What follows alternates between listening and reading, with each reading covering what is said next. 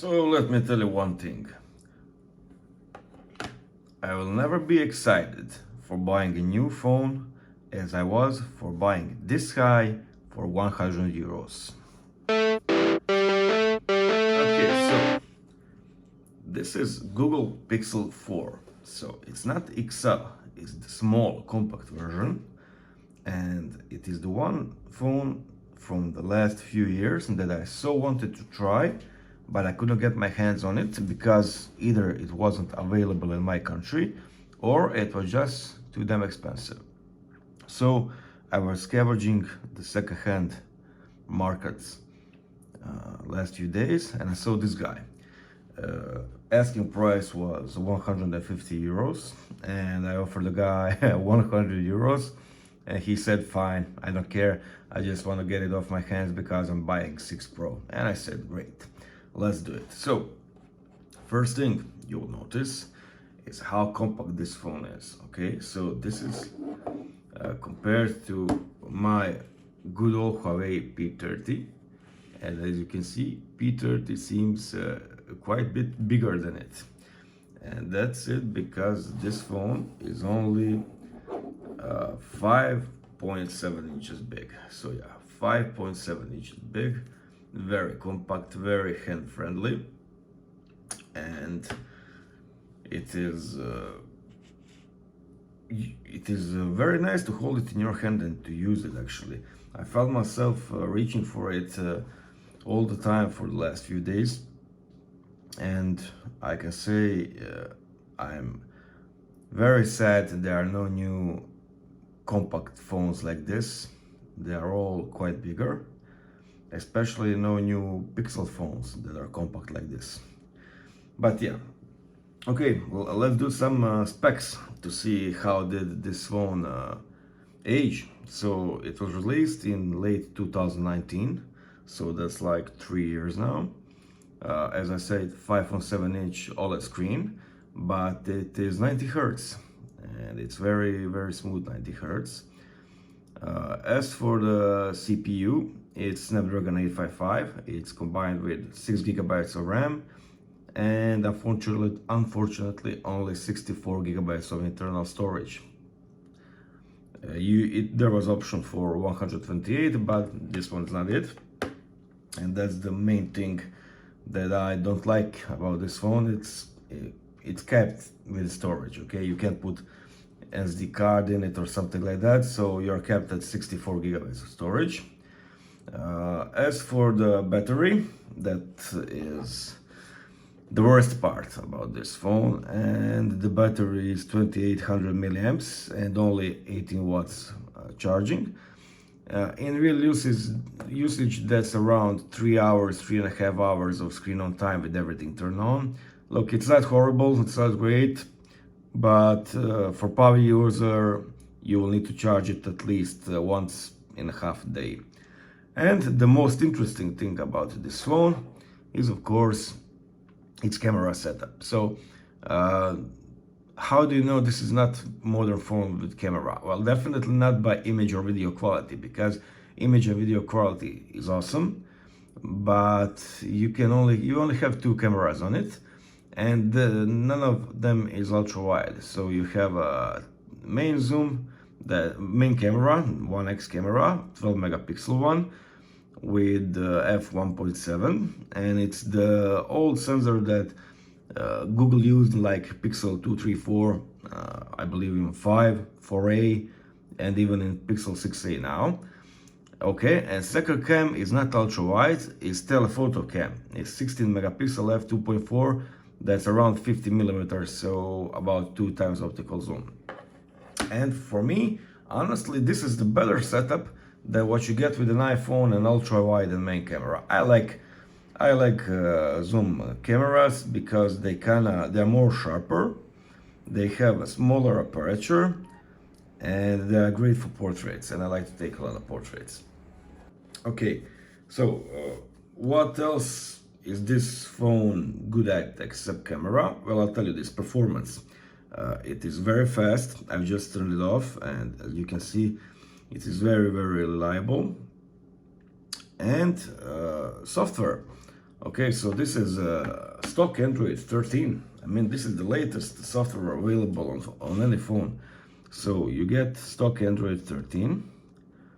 As you can see, it's very smooth, very nice. I've seen some settings that are kind of only pixel featured. So let's say in display you have option for, just let me see. Oh, I think it was in a lock screen. Maybe, yeah, lock screen. You have now playing option.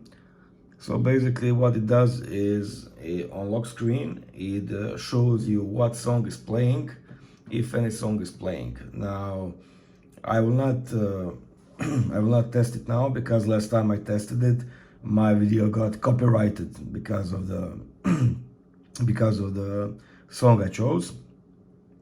And if you didn't notice, my voice is shit today because I got cold and I can barely talk. Yeah, so sorry about that. Okay, the next thing I like about software is the always on display and lock screen and animations that include. Okay, so you have some basic informations here, time, date, weather, and you have two icons for notifications. You have battery 100%. Now look what happens when you double tap it. You know, it kind of enlarges this and it all becomes just animated. And of course, when you unlock it, another animation. So yeah, everything is smooth and animated. I haven't seen any phone that is smooth like this. And I'm shooting this video with iPhone 11 Pro Max and it's not as nearly as smooth as this Pixel 4. So yeah, very smooth for its years, and I don't know which new phone is smoother than this. So now I will try a bit of gaming so I can tell you how good is it for gaming.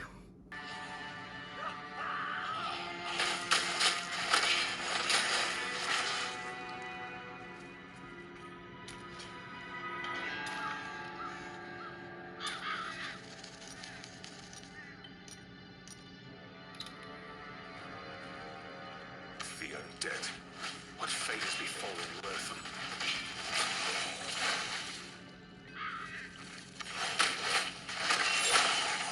A short respite should be enough. More lives consumed by darkness. Get away from those villagers!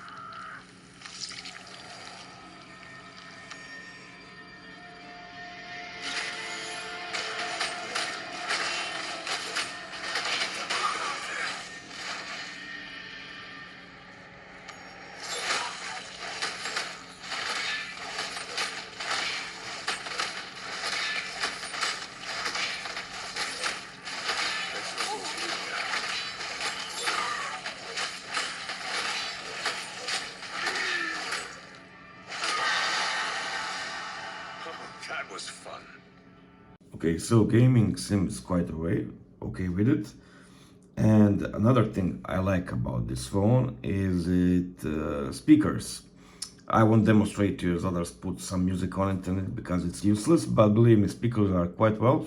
It's stereo speakers, it uses top earpiece. It's a bit quieter than the one on the bottom, but yeah, it's great for listening for music.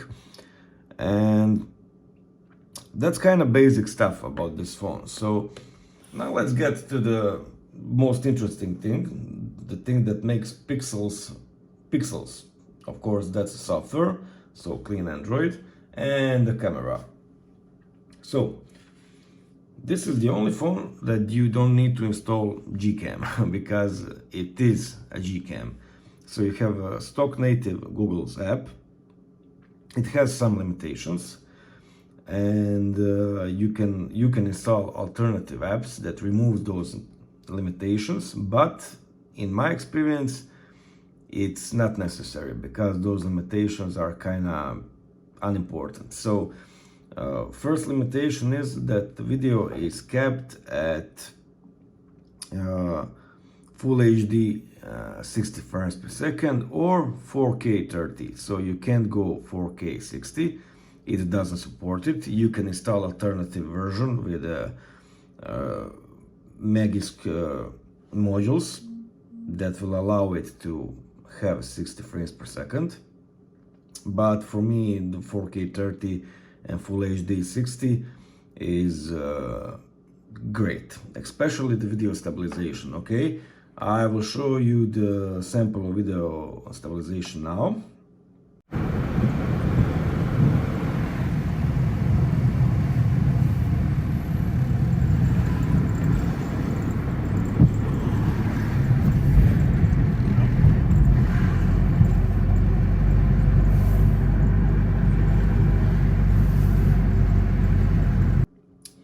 Yeah, this was recorded from my car. You can see how smooth was it and how great is it. So that's the first limitation. And the second limitation is when you go to the night mode and you put your phone on a stative or tripod, it will activate the astrophotography mode, but it will only go for like 2 minutes, 2.5. And with other G cams you can go for like 4 minutes. But when I compared results, it's the same damn thing. So yeah, no need for other G cam than this. And photo quality is kind of mixed bag. So you get great dynamic range. So all shadows are well exposed or highlights are intact. Details on camera could be somewhat better, but some elements like switching from normal camera to 2x, they are amazing. Okay, so very fast switching. You don't waste a second for it to switch real optics. That's the great thing for me, and also on video.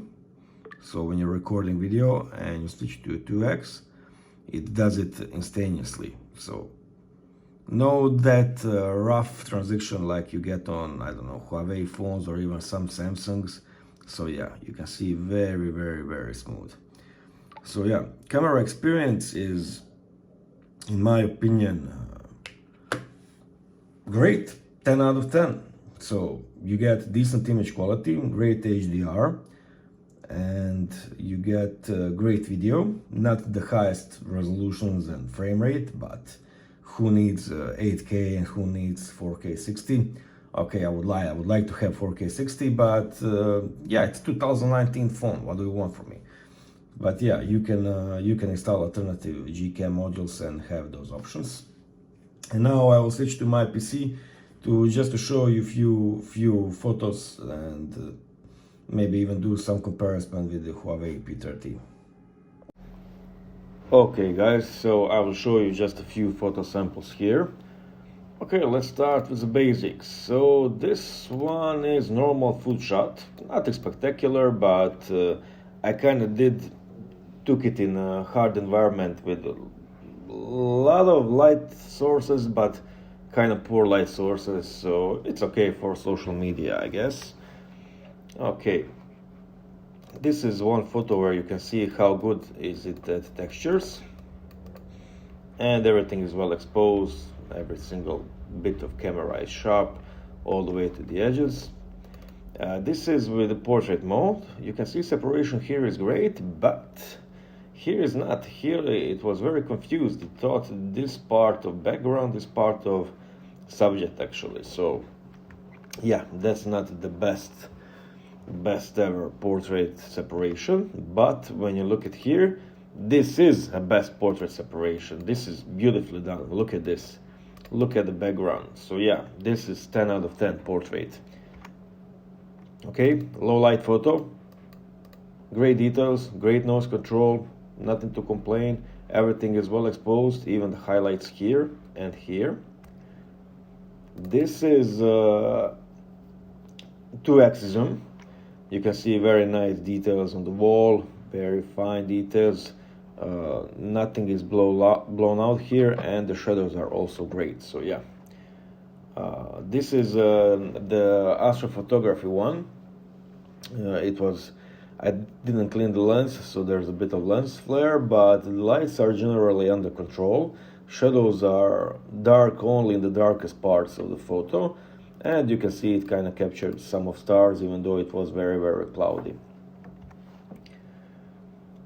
Okay, this is another thing that kind of confused its portrait mode. So as you can see, the cat is near the same color as the background, but it didn't separate with the head department very well. So yeah.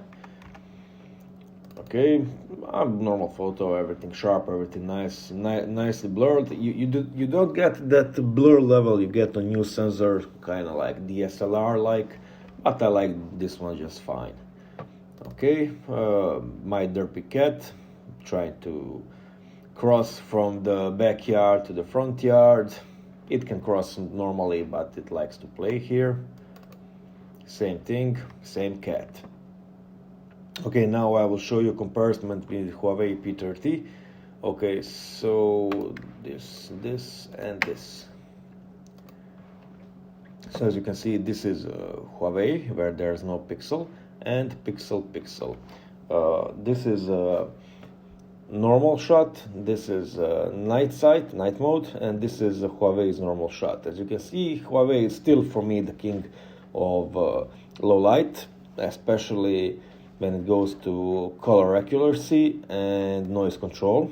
You can see how stock shot on pixel is kind of noisy. Night mode is better, but nowhere near the Huawei, especially when you look at the background. And yeah, but don't get me wrong, this is great camera for everyday usage.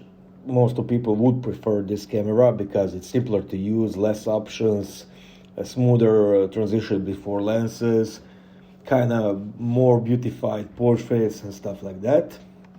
Okay, so let's see another comparison with P30. So yeah, kind of same photo, different approach. I would say these two are kind of equal photos. Okay, let's see, bit zoomed in. So this is 8 times zoom because that is as high as pixel goes, and here you can see some advantages of having bigger zoom on camera. So yeah, more details, better noise control. Look what happened here. So yeah, here is where Huawei excels, but don't get me wrong, this for 8 times zoom, which of 6 times is digital, this is incredible. Okay, very good results. When you go some 3x zoom, then you can see how actually Google's algorithms work very nice. So yeah, all in all, great video stabilization camera, great exposure, great HDR. Details could be a bit better, zoom could be a bit further, but for this phone from this year, 2019, this is amazing camera. So yeah, you can use it for another, let's say 2 years, and you'll still get decent shots, decent performances, compact phone. But battery will be problem. You'll have to carry power bank with you or charge it wherever you can. And yeah, I hope we get to see another compact pixel from Google, because they're kind of rare today, these compact phones. You can't get them anywhere. You have like iPhone mini and Asus Zenfone, but they all have their own issues. So yeah, let's say Pixel 7, if it would be around 6 inches, I would be so happy, but chances for that are slim to none. Okay, see you in my next video. Thank you for sticking to the end, sticking to the end. Bye bye.